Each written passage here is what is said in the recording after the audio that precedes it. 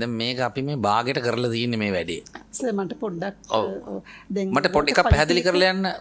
ජල සම්පාදන මණ්ඩලයේ මේක සමාජිකයෝද? ඇයි අද ඒගොල්ලන් ගෙන්නේ නැත්තේ?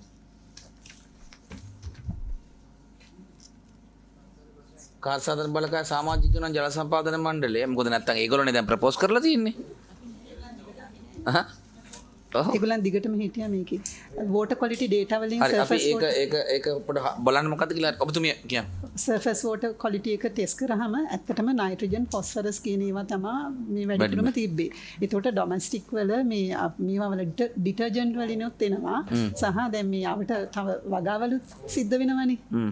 ඒවට එකතු කරන පොහොර සම්බන්ධයෙන්ුත් මේකට එකතු වෙන නෑ හරි දැන් අපි තාක්ෂණික කාරණා ඔබතුමන්ලාට බාර කරනවා. දැන් මේකේ කරන්න ඕන මූලික දේවල් කීපයක් තියෙනවා. පළවෙනි එක මේකට ඉෆෙක්ට් වෙන ගෙවල් ප්‍රමාණය කීයද කියලා අපි දන්නවද?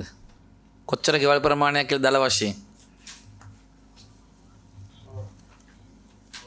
එහෙම එකක් නෑනේ.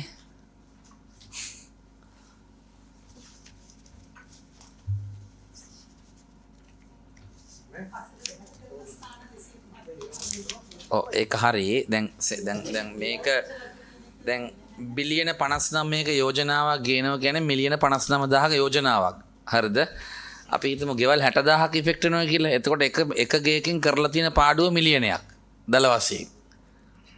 තේරෙනවද? අපි මේක තේරුම් ගන්න මේක සරලව ගන්න බෑ. ඒ කියන්නේ ගෙවල් 60000ක් මේකට වක්‍රව බලපානවා නම් එක ගේකින් මේ දියවන්නාවට කරලා තියෙන හානිය මිලියනයක්. ගෙවල් 1,20,000ක් නම් ලක්ෂ 5ක් පාඩු කරලා තියෙනවා. එතකොට ඒක රටේ මහ ජනතාවගේ බදු මුදල් දාලා මේක කරනවද කියන එක කොච්චර සාධාරණද කියන එකයි මට තියෙන ගැටලුව. ඒකයි මම මේ එකින් එක ලියා ගන්න හදන්නේ. දැන් අනිත් එක තමයි දැන් සාමාන්‍යයෙන් මේ වගේ එකකට විකල්ප යෝජනා කරනකොට කමිටුව විදියට ඔබතුමාලා ඉදිරිපත් කරන්න ඕන විකල්ප දෙක තුනක්. මෙන්න මේ විකල්පයේ මෙච්චර ගාණක් වියදම් කරාම ටෝටල් සොලියුෂන් එකකට යන්න පුළුවන්. මෙච්චර ගාණක් වියදම් කරාම මෙච්චර percentage එක සොලියුෂන් එකට යන්න පුළුවන්. ඉතින් එහෙම එකක් මම මේ වාර්තාවේ දැක්කේ නෑ. පිළිගන්නවද ඒක? හරි. දැන් long term එක තමයි ඔය අන්තිමට අපි කිව්වේ මේ treatment plant. නෑ අපි එතනට යන්න ගලුව පොඩි එකේ ඉඳලා පටන් අර ජල සම්පත් මණ්ඩලෙ මැදින් ඔබතුමගේ නම මොකද්ද? අරුණි අපිට පොඩ්ඩක් පැහැදිලි කරන්න. දැන් ඔබතුමියනේ මේ පරීක්ෂණය කරන්නේ.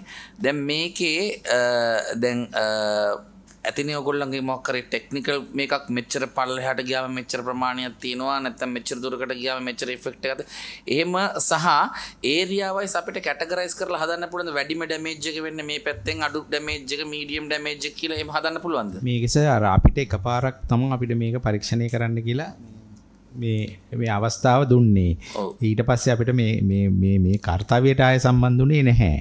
එතකොට දැන් අපි කියන්නේ සභාපතිතුමාට දැන් ඇත්තටම මේකෙදි වෙලා තියෙන දැන් වෙච්ච හානිය අපිට මේ ආය රිකවර් කරන එක අමාරුයි. ඉදිරියේදී සැලසුම් හදනකොට සම්පූර්ණයෙන්ම දැන් විශේෂයෙන් වෙසිකිලි පද්ධතිය හදනකොට ඒවා සීල් ටයිප් හරි ගෙනියන්න පුළුවන් හරි මොකද ජනාකීර්ණ එන්න වැඩි වෙන හින්දා ඒ ප්‍රශ්නේ තියෙනවා. ඊළඟට අපි යෝජනාවක් ඉදිරියට ගෙනස දැන් අපිට හරියටම අඳුර ගන්න ඕනේ කොහෙන්ද වැඩිපුර මේකට දායකත්වයක් දරන්නේ කියනකොට. ඒතකොට මේ මයින දැන් ඔය ලොකුම ඒරියා එකේ මයින කැච්මන්ට් අරගෙන ඒකේ මෙතෙන්ද ආසන්න තැන ඉඳලා උඩට මේ අදාළ රසායනික සහ සුද්ධජීවී පරීක්ෂණ කරගෙන ගියාම අපිට පුළුවන් හොයාගන්න හරියටම කොතනින්ද මේකට වැඩි දායකත්වයක් දරන්නේ කියලා. ඉතින් ඒක දුරටත් තව පරීක්ෂණ කරපුවාම අපිට භූගත ජලයත් එක්ක අර හරියටම මේ පොයින්ට් සෝස් අයිඩෙන්ටිෆයි කරගන්න පුළුවන්. ඒකට ඉමීඩියට් සොලියුෂන් එකක් ගන්න පුළුවන් කියන දේ. ඔබතුමා මේ ස්තුතිවන්ත වෙන ඔය අදහස් දැක්වීම සම්බන්ධව මොකද අපිට අවශ්‍ය තැනට මාතෘකාව ගෙනාවා. හරිද? අපි පළවෙනි එක පාර්ලිමේන්තු විදියට UD එකට ඩිරෙක්ටිව් එකක් දෙනවා.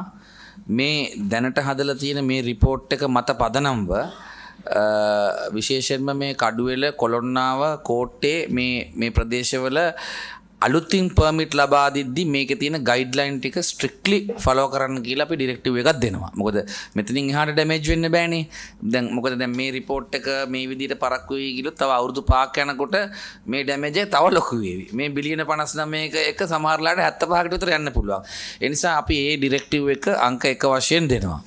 දෙවෙනි එක මට දැනෙන දේ අපේ ගරු මන්ත්‍රීතුමන්ලාට මම හිතනවා එකඟ වේවි. මට හිතෙනවා මේක හරියට මේ වැඩේ කෙරෙලා නැහැ. පරිසර අමාත්‍යාංශය මේක ඇදගෙන දුවන්න ට්‍රයි කරනවා. වෝටර් බෝඩ් එක ප්‍රොජෙක්ට් එකක් දෙන්න ට්‍රයි කරනවා. නමුත් අපිට මේ ටෝටල් සොලියුෂන් එකේ ස්ටෙප් බයි ස්ටෙප් එහෙම නිර්දේශයක් මේකේ හරියාකාරව පේන්නේ නැහැ. ඒ කියන්නේ දැන් ඔබතුමියලා දාලා තියෙනවා දීර්ඝකාලීන, මධ්‍යකාලීන, කෙටිකාලීන කියලා. නමුත් ඊටත් එහා යන්න පුළුවන් කියලා මට හිතෙනවා ජල සම්පත් මණ්ඩලයේ මැතිතුමන්ලා මම වැරදින නිවැරදි කරන්න. අපි මේ ටික ආයේ සම්පූර්ණ පරීක්ෂණයක් කරලා දැනට තියෙන කරුණු වලට පරිබාහිර කරුණු කරපු ටික කරන්න ඕනේ.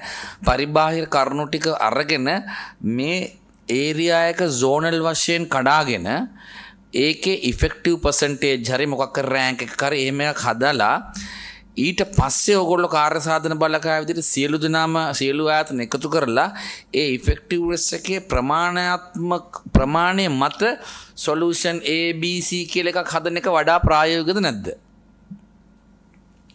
ඔබතුමාලාගේ අදහස් වලට විරුද්ධයි. මම මේ කියන්නේ පරිපාලනමය කාරණාවක්, විශේෂඥ කරුණු ඕගොල්ලෝ කියන්නේ.